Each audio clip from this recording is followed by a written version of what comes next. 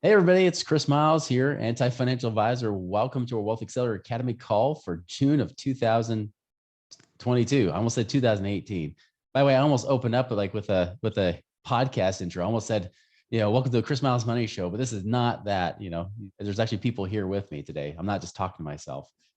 So glad to have you guys on today. Really excited for this call. I had a few items that I mentioned, like if you saw the email or saw the Facebook post, there's definitely a few things I want to talk to. I feel really timely, especially with everything going on in the markets right now.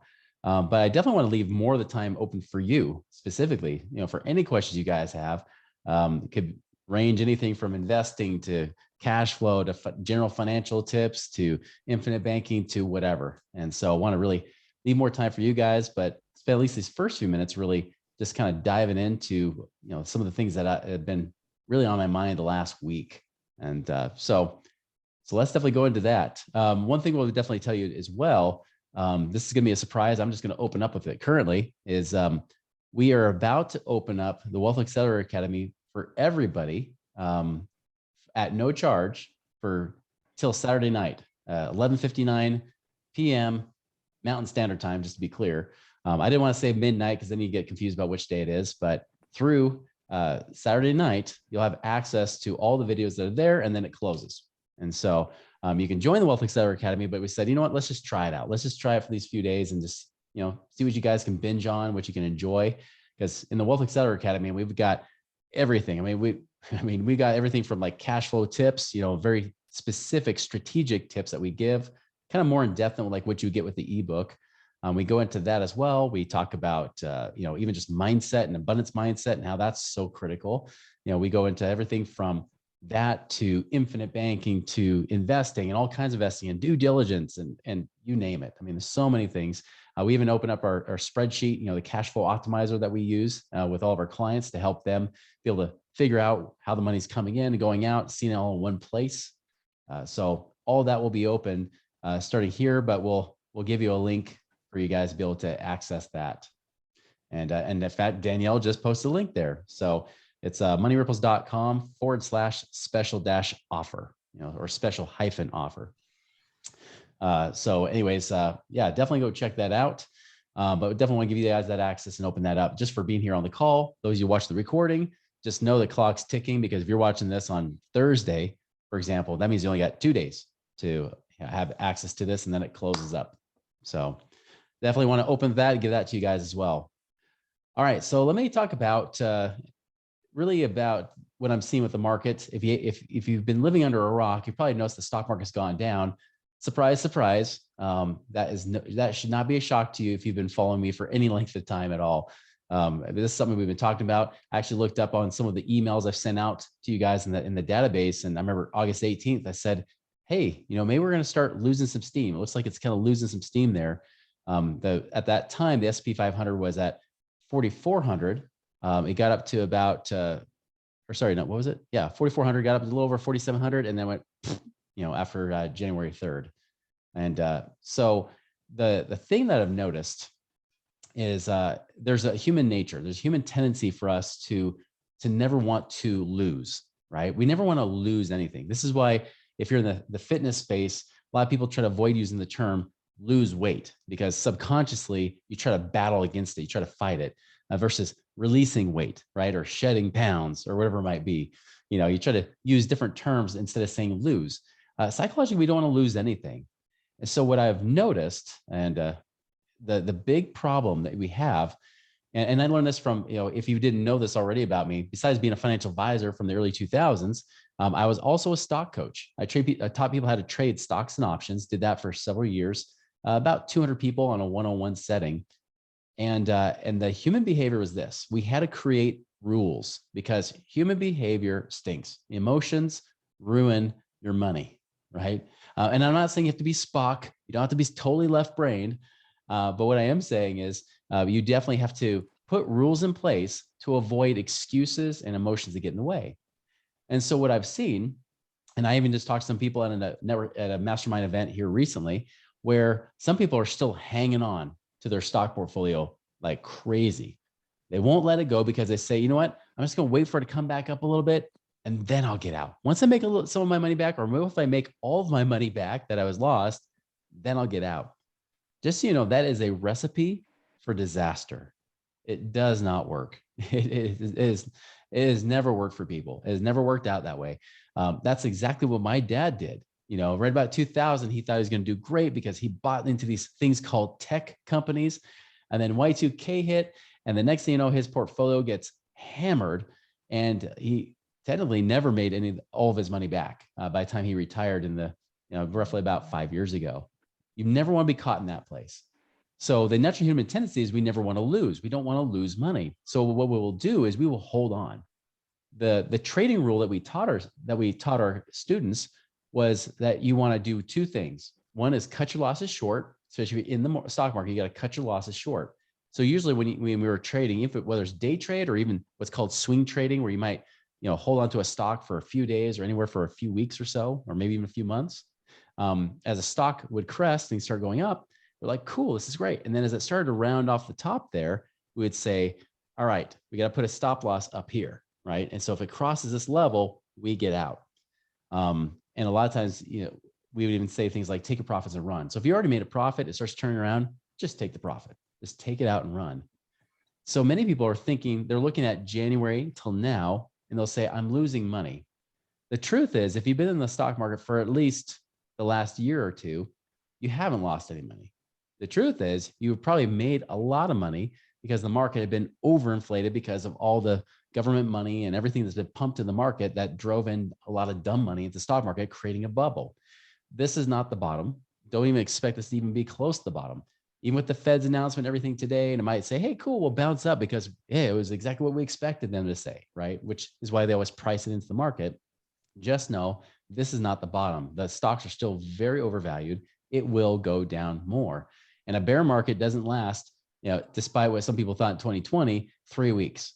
That's impossible. Bear markets never last 3 weeks. They usually last at least a year and a half to a few years, could be longer, depending on how fast the drop is.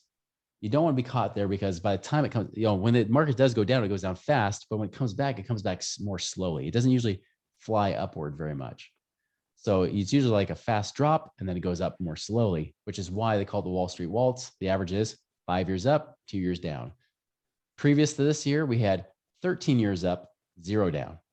So I'm not saying that, that means we're overdue for that exact proportion where you might see, something like 5 years down. I don't think it would be that bad, but just know it's overdue, right? So if you're still in the market, this is the time you have to ask yourself, am I willing to take out my profits and run and then put my money to better use somewhere else, right?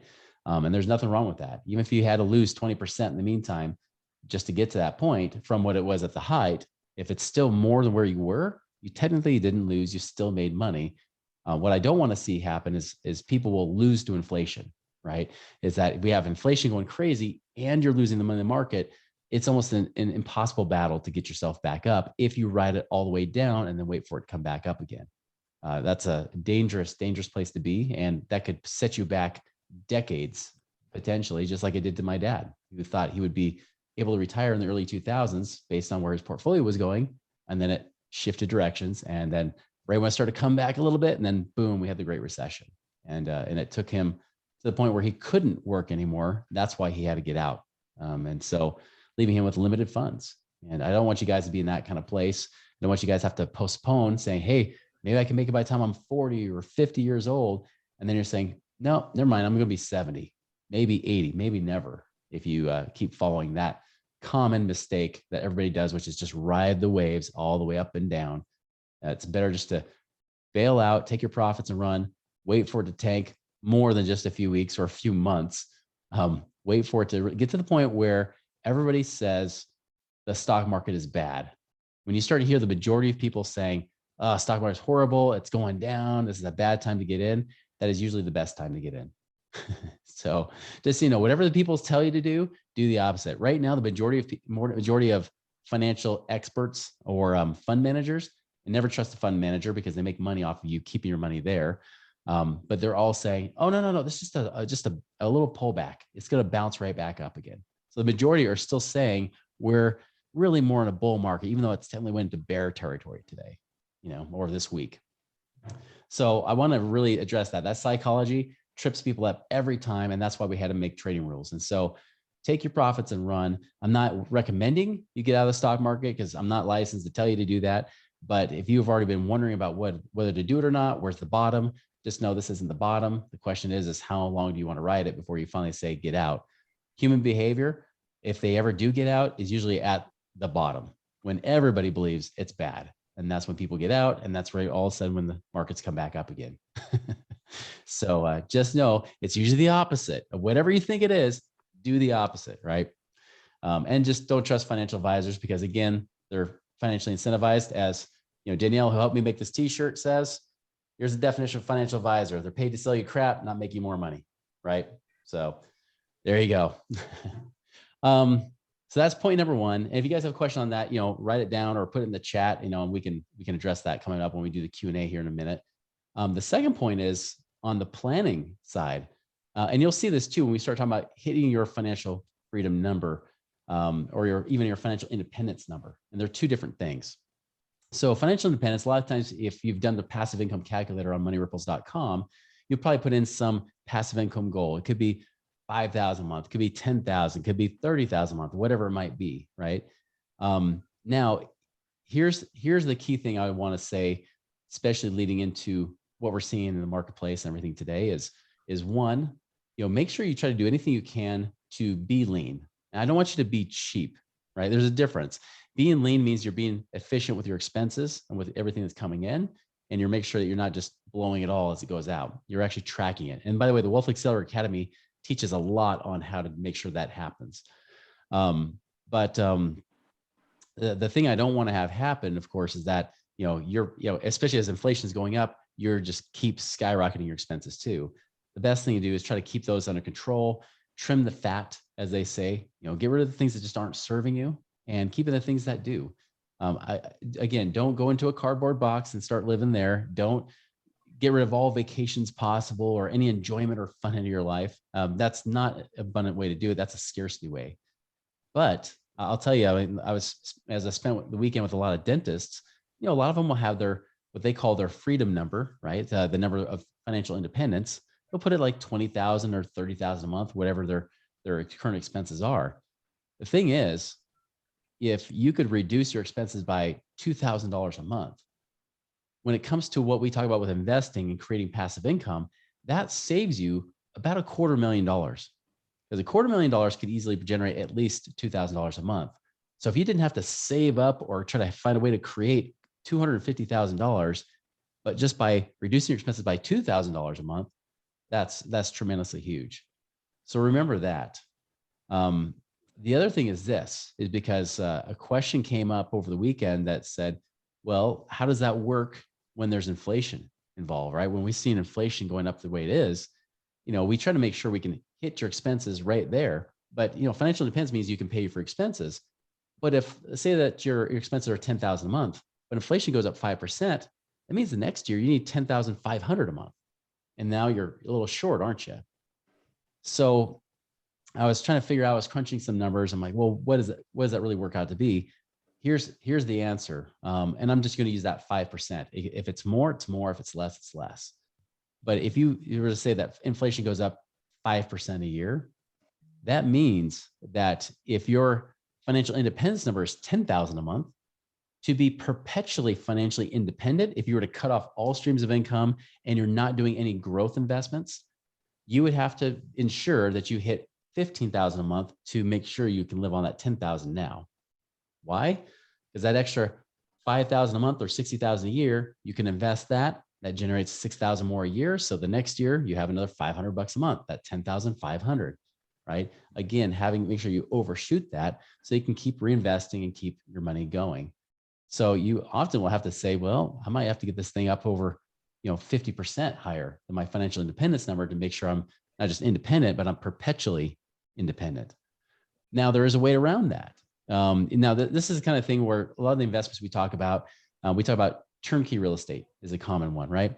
We also talk about syndications. Syndications, you could be investing in things like oil and gas, apartments, self-storage, even assisted living, things like that, right? Like things where you're pulling your money together with other people.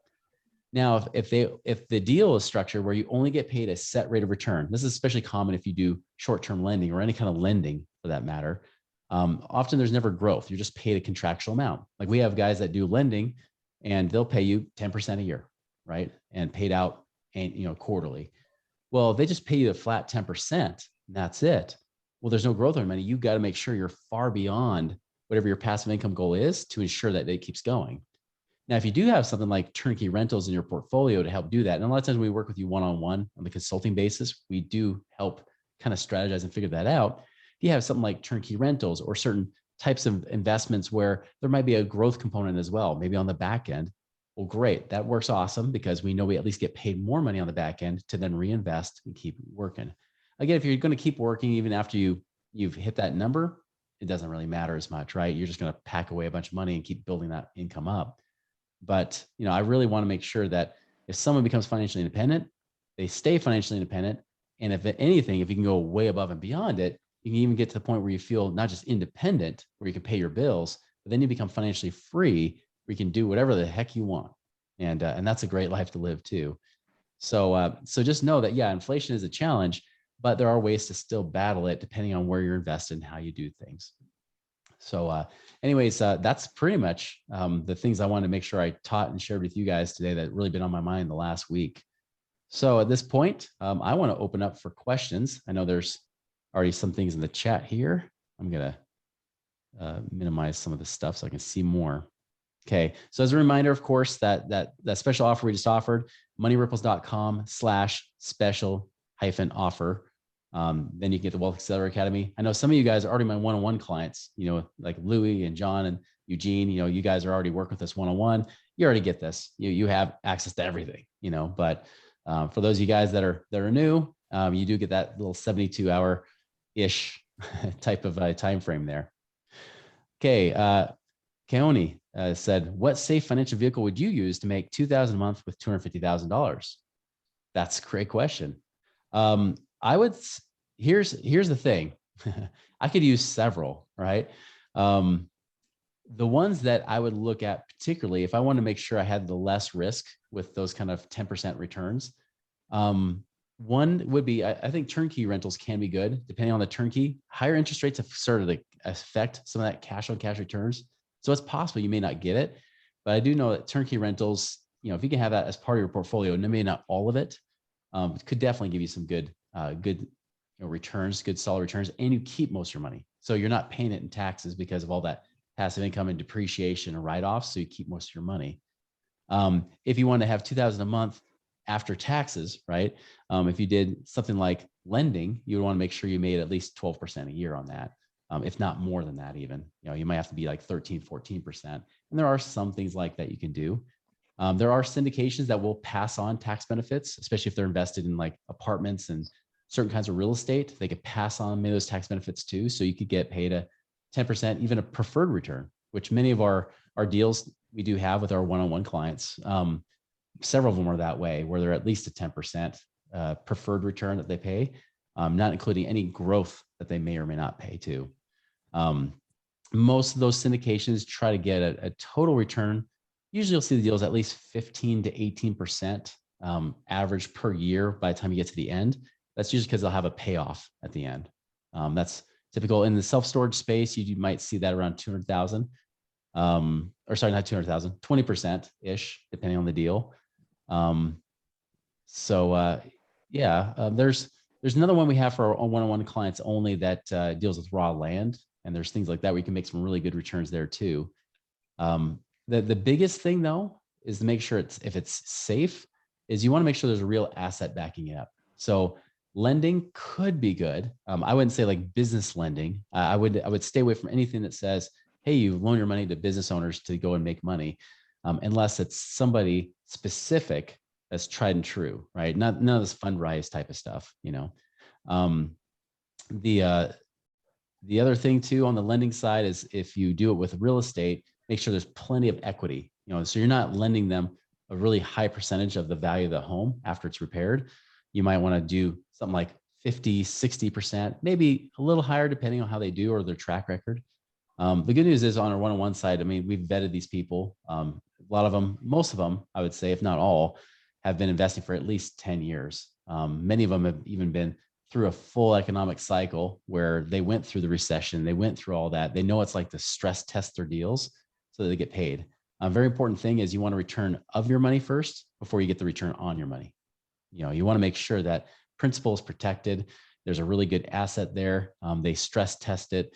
Like, for example, I mentioned the raw land. I know with that guy, I said, what's the worst case scenario? What could happen?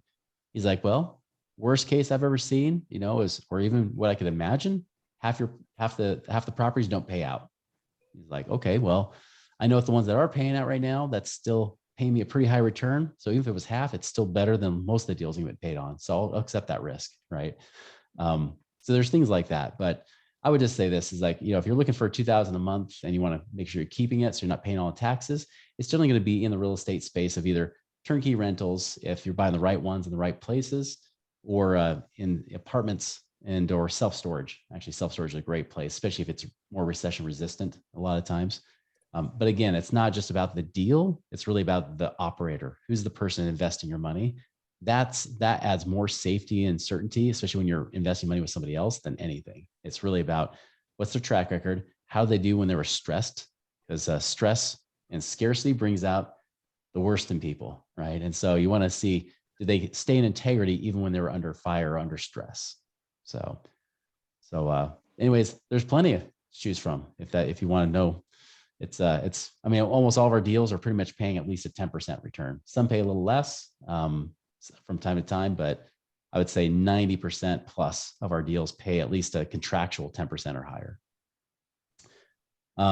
Curtis asked, what is the best way to get into infinite banking when my equity is tied up in my rental properties? Easy answer is that if you've got savings, you could do it. I mean, if you have at least your liquid emergency reserve, if you don't have an emergency reserve, then you better get one, right? But if you have at least some emergency fund savings, you could still do an infinite banking type of policy, at least get it started and get it rolling. The way that we fund these policies is we take the money that we would normally use to buy properties or invest anyways, and use that. With our W-2 employees, often that might mean stop contributing your 401k, stop putting money there, and instead, redirect it into your infinite banking where you have the control. You can invest it however you want, and you're getting that double dip effect, right? So if somebody's putting in their max funding about $20,000 a year in a 401k, great, redirect that here into the policy. So it's really the money you're putting away to invest is the money you can use to fund your policy. You don't have to have a huge chunk of money. The only people that teach that are usually ones that are insurance salesmen that love to make big commissions, and they're just trying to really rip you off in some ways. So they're trying to use that strategy. But even when we design our policies, and we have Parker on our team, we can always connect you together, but he can show you numbers and how it works and applies. But I'll tell you, it's pretty, it's really, we like to more let the money go in on a more gradual basis versus just dumping a lot of money in and running up those expenses. And all you do is really pay a high commission. Yeah. So then you wouldn't really recommend trying to leverage or pull the equity. Just if I own it outright, keep it that way and just build up with whatever cash I have on hand. Yeah. I mean, if you're looking at your rental, are you talking about rental property or your own? Yeah. You said tied up in rental properties, right? Yeah. Rentals. I would look at your return on equity on your rental properties as the big thing, because obviously we could 1031 into other properties, or other deals. Like I mentioned, the oil and gas deal, we can actually 1031 into that. They want to limit the amount of 1031 money they take for that kind of deal. We could 1031 to that. There's another guy that has a portfolio, pays about 9% a year. They transfer the money over. You can do stuff like that, or just put it into new properties or into sometimes syndications, but it just depends on the deal. So we could always, if it's like a 3%, 4%, 5% return on equity right now, well, maybe we move that money over, and then you might keep some of the proceeds, or you might just say, great, now I'm cash flowing more. That's what I use to fund the policy instead, rather than just pulling the equity out. And I definitely wouldn't go do HELOCs or anything like that right now, or even cash out refinancing, because the rates are so high. For most people, the cash flow is so low that if it just eats away all your cash flow, you might as well just sell the property. Thank you. Yeah, you bet. And then Danielle just put in the link to the infinite banking page. If you want more information on that, we have like a whole playlist on there, and YouTube videos and things like that too. That's right on our website. Okay, so Andrew asked, you mentioned ROI as a contractual X%. What would those terms look like, particularly if that contractual return isn't met? I'm trying to understand how that risk would work in terms of at least protecting the principal. Good question. Yeah. So contractual terms, like even when you lend money to people, right? They might say, "Hey, I'm going to borrow your money for X number of months, and I'm going to pay you X% per year, and then you get paid, pro rata for that year." So if they say that they're going to borrow your money from you at 12% a year, but it's only going to be for 6 months, then that means they're going to pay you 6%. Yeah, 6%, right? They'll pay you 6% over that period of time. Now, is it possible they couldn't pay? Yes. And definitely they might, like I have one guy that's, he's been doing, flipping and renovating and doing properties for the last 20 plus years out in Minnesota. Does a great work. He pays our clients 11%, which is awesome. I love it. Simple interest, very easy to do. He did admit right off the bat, he said, "Hey, listen, he's like, I haven't always paid my contractual interest. Sometimes it was a little bit less because just the deal went, it didn't go as well as we did, but I wanted to make sure we honored it." But he said, "I do know all of my investors got paid their principal back at least. So they got paid principal, even if I didn't pay them the full amount of interest." So you're right. I mean, that is the number one thing is you want to make sure you protect principal. Now, most of the deals that we look at, and especially if we want them coming into our space, usually they already have like a lot of equity built into them. So there's always a buffer there, right? That's the key thing is, so, is anything guaranteed? Of course not. I mean, there's always risk. Anything can happen. Even people that do really well, could they all of a sudden violate their own rules of how they did a deal this one time and go south? Sure. But usually whenever we have somebody in our own network, we want vanilla deals, the ones that are really, they're tried and true, boring investments they could do in their sleep, right? Like they're real bread and butter. That's what we want. If someone says, "Hey, I'm going to do like something crazy, like I'm going to try out, the hotel space or something, for example, or I want to do like a farm or marijuana, or something like that." Okay, cool. Well, that's good. They want to try that. They're just not going to use my money as the guinea pig, right? They can use their own money. They can raise capital from friends or family, whoever trusts them that much.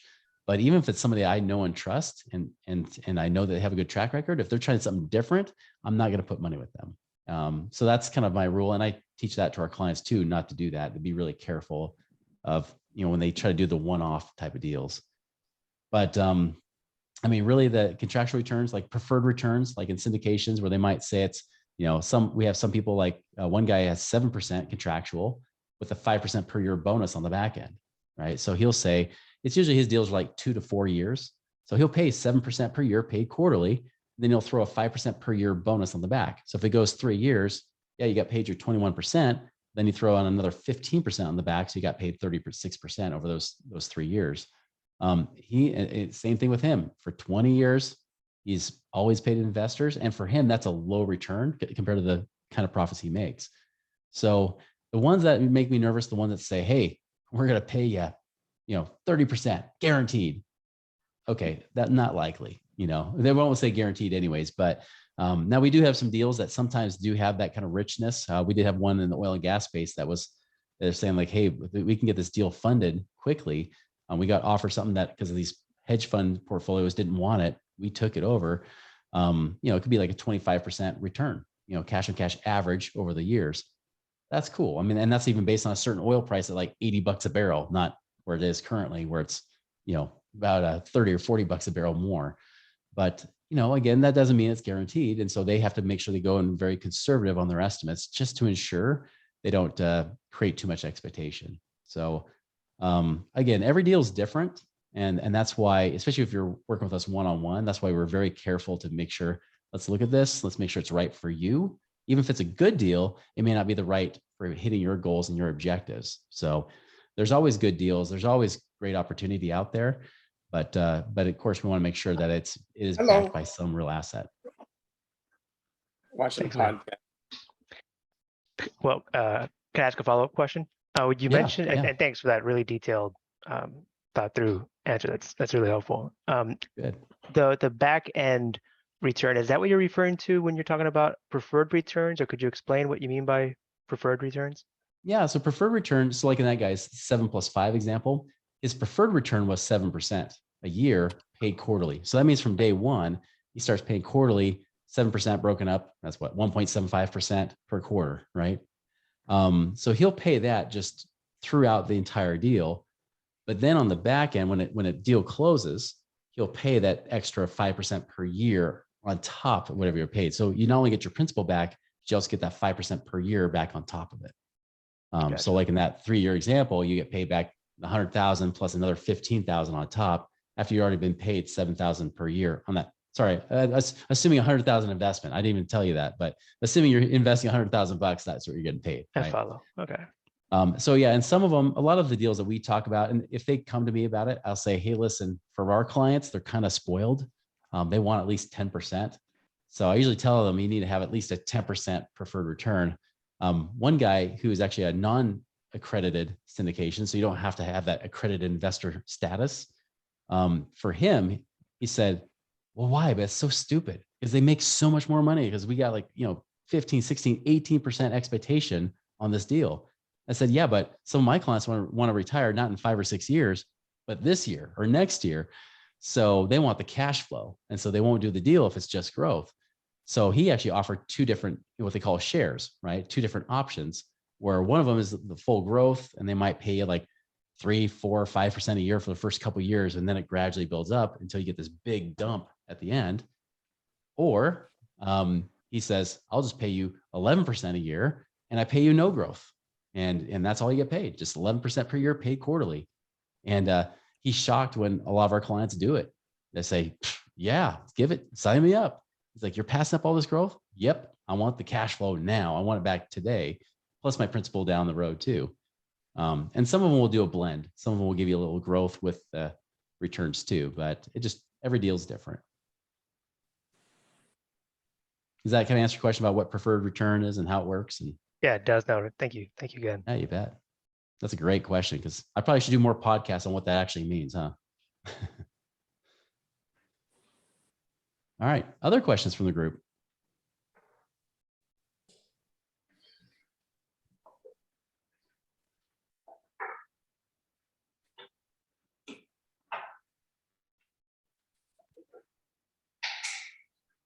Man, I just realized time is flying by. Whew. Yeah, I don't mean to monopolize the conversation, but selfishly, I do have another question. Go for it. I'm sure they have the same question. And it might be aimed at your current clients. So I'm like, Chris, I'm considering, my wife and I are considering becoming clients of you guys. And I'm a DIY investor guy, and not really real estate. So I guess my biggest apprehension or fear, I guess, of becoming the client is that upfront $10,000 fee, right? That basically access to the deals, access to you over the course of, what those terms are. And I can't, besides like your online profile, I can't find much as far as what I can research. So I guess my question to the current clients, if that's okay, if I can ask, Chris, is it worth it? Are you guys enjoying it? Are you finding the deals? I guess that's my selfish question. Yeah, definitely open up the group. There's several clients on here already, so let's hear from you guys.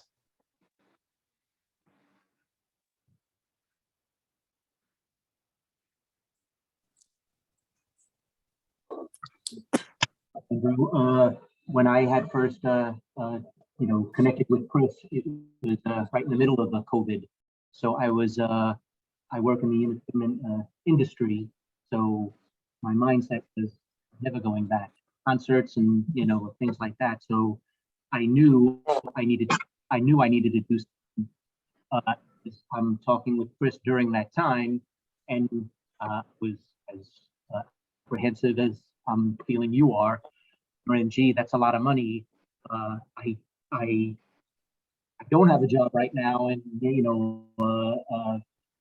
but I knew he was what I aspired to be at that time. So it was more. I think, as odd as it sounds, without COVID happening, probably that. And I was. I got to do something. I'm not going to sit here and just let this happen to me. I got to have my monies that I had in the 401k and the IRAs and such work for me, because almost every other week I was losing money.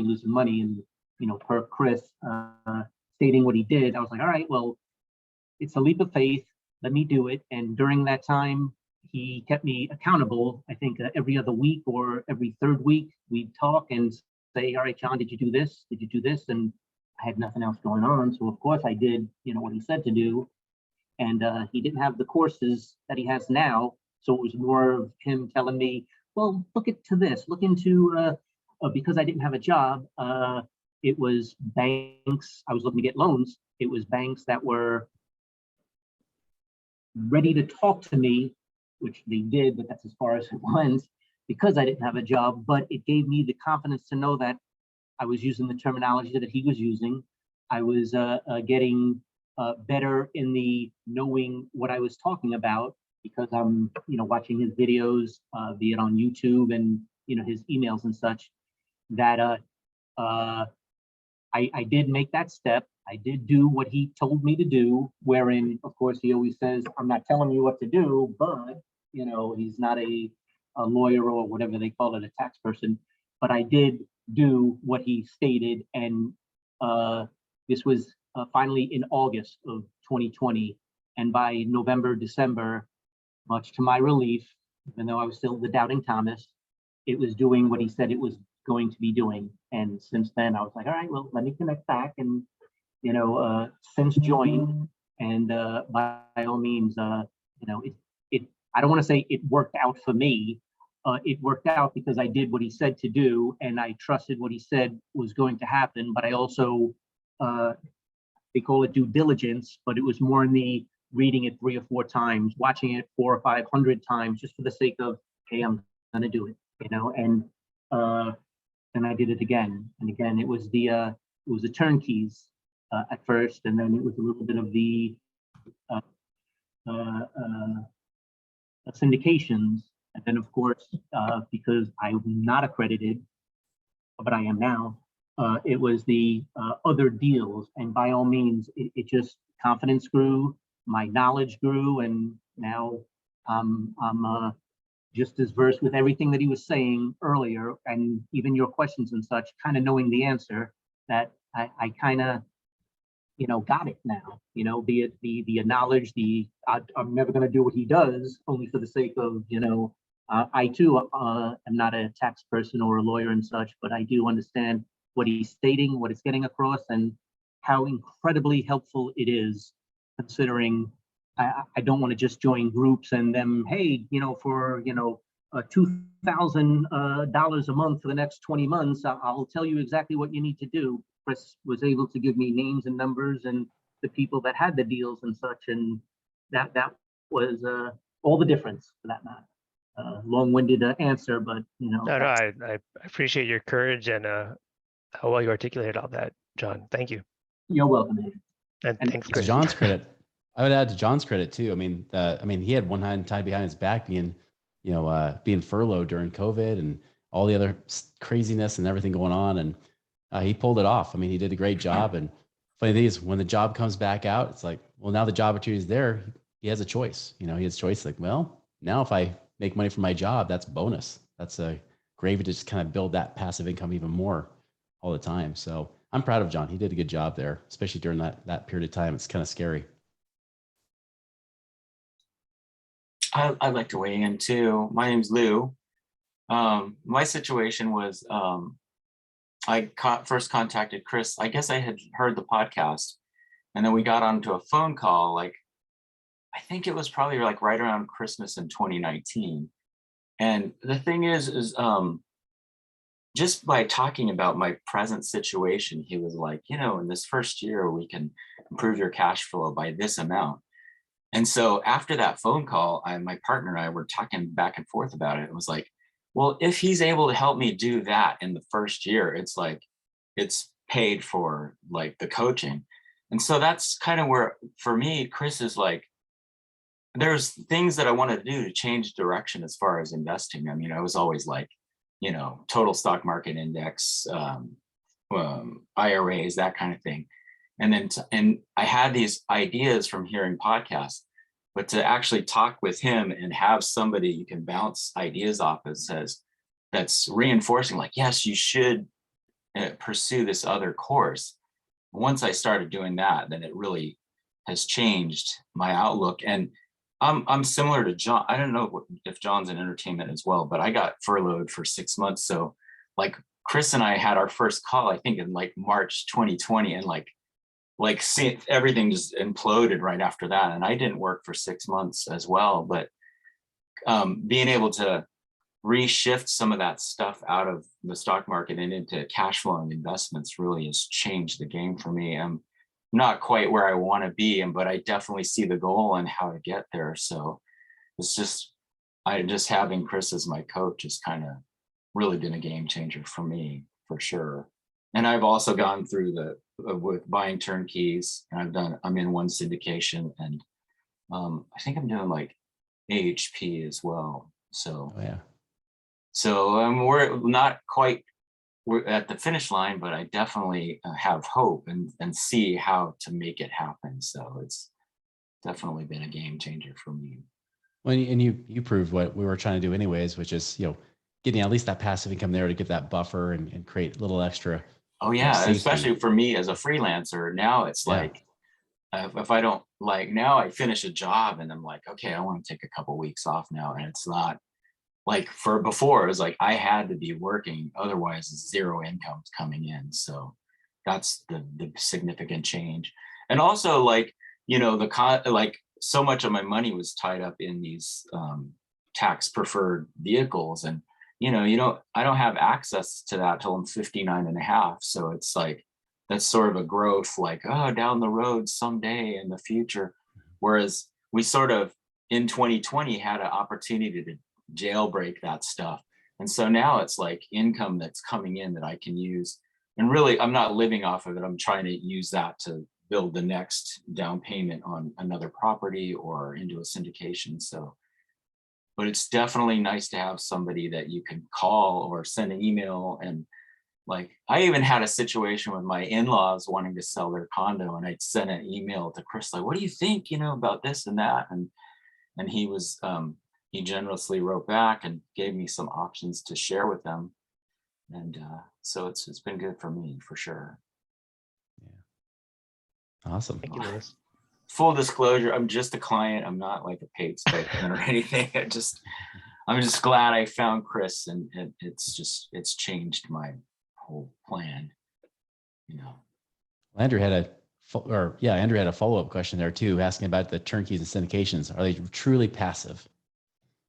For the most part, I mean, I'm not going to tell you you're not going to get an email and something happened or whatever. And I think in the beginning, when I just had like 1 or 2 properties, it's like, oh my God, like it kind of freaked me out and gave me anxiety. But as you build your portfolio, and it's like a basket of, incomes coming in, things balance out, there's, like right now, I'm like going through a turn where my tenant lived there for 2 years and now they've moved out. And so it's like, it's not without, but daily, like you're really not thinking about it. And then you really kind of look forward to the end of the month. It's like, oh, yay, like all this. Payday. Yeah, exactly. So Thank you, man. I mean, I'm a finance nerd, so I'm sure I'm going to redirect some of that energy towards this stuff. Yeah. So I'm a kind of a junkie too with the podcasts and all that. And even before I found Chris and I was into the stock market, I was listening to that kind of stuff on the radio, and it's that too, like to cut some ties away from the stock market was a difficult thing to do, but working with Chris is like, well, here's what this will do for you, and so it's like, okay, like, so it's hard to let the security blanket go sometimes, but I hear you. definitely worth it. So, And it sounds like you keep saying Chris, but I mean, granted, Craig is also here on the call too, and that's coach that everybody's working with right now. I've got involved with Chris before Craig was there, so it's just like most of my contact is. We're one big team at Money Ripples. Yeah. That's right. We talk a lot to each other. Absolutely. So, yeah. Yeah, I want to say too, that was great, Luis and John, for sharing. I think one thing to highlight is just, they're two great examples of guys that just took action. There's a lot of people who move slowly, and I understand everyone's got their own risk tolerance and what they're comfortable with, but those guys are very good examples of who took our advice, got the education, did their due diligence, made the phone calls with our investment operators, and saw the results. So I think that's great. And Craig's living proof of that too, because he started as a client and then became a coach for Money Ripples. So he's been on both sides of the fence. Yeah.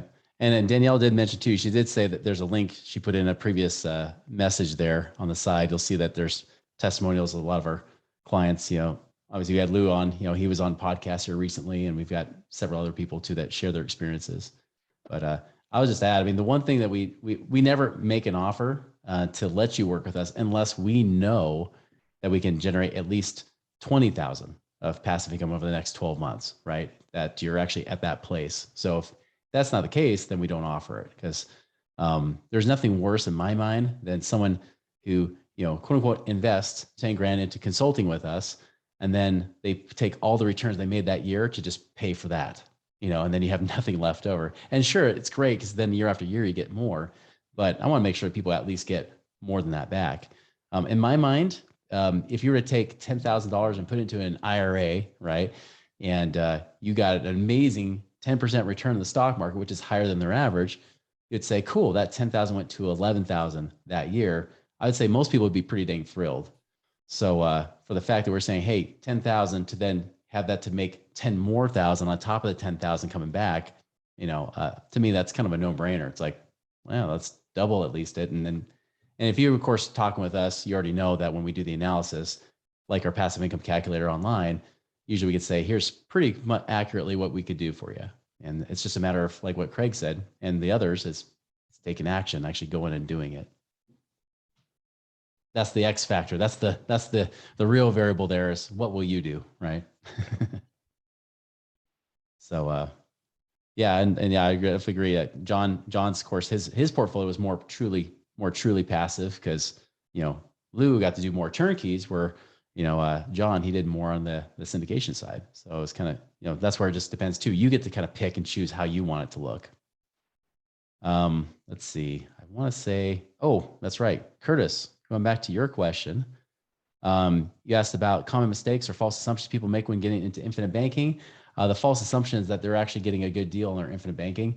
I guarantee if you saw our no BS infinite banking video we put out last week, the one guarantee we make is that, one, we will always come out with the best numbers, that you will pay the lowest cost given any situation. Two, it's going to be simple. It's not going to be confusing. Now, all the kind of weird numbers and math they try to throw at you to, like people, there's actually a group out there calling it banker's math. That's somehow different than normal mathematics. I don't know how that works, but they say that somehow it's special. That's bull crap. And then, of course, the thing is we always show numbers too. So we always show the numbers right there. You don't have to like go and do an application before they'll finally show you some numbers on an illustration. None of that little bait and switch kind of junk that you get. But that's the problem. Most people with infinite banking, they make that mistake. Another false assumption or mistake, people believe that they should do what was taught in the Nelson Nash book, which is pay off your house or pay off your cars with it. But in truth, depending on what happens with interest rates, of course, right? Right now, getting a car loan is still cheaper than what you get for a loan with your infinite banking policy. So I still like leveraging banks. I still leverage banks to buy real estate properties. I still leverage banks to buy my own house.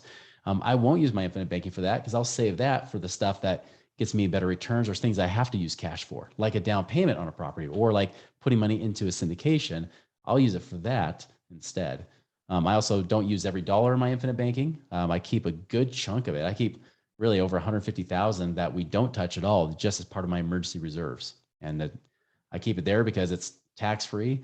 Now that my kids are 5 of the 8 are teenagers, it's nice because if they ever want to get college, funding and things like that, it doesn't show up as an asset. So it's completely invisible on the college aid application forms. And then the third thing, of course, is that I get a much better return than 0.0% at my bank.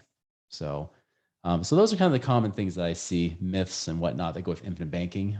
Most of the way that people teach it, it's kind of crap. And the way that they design them, way too expensive. They just cost you more. And they try to make you sound like it's better for you. It's not. Costs are costs. It should be pretty common sense to make it work.